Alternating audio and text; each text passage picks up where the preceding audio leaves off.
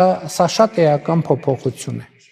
Հայաստանի եւ Թուրքիայի դիվանագիտական ներկայացուցիչները մշտական ուղիղ կապի մեջ են իրար հետ եւ ելի եմ ասում կողքի հայացքի համար սա գուցե թե այդքան կոնկրետ արդյունք չէ, բայց ինձ համար եւ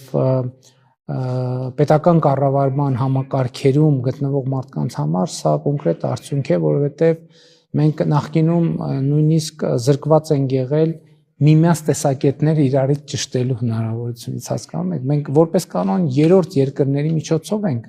իմացել, իսկ ինչ են մտածում Անկարայում։ Անկարան ըստ էության երրորդ երկրների միջոցով է իմացել, թե ինչ են մտածում Երևանում։ Հիմա մենք նույնիսկ այնպիսի իրադրություններ կան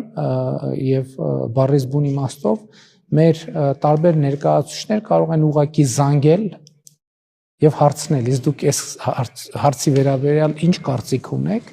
եւ սա էական փոփոխություն է, որը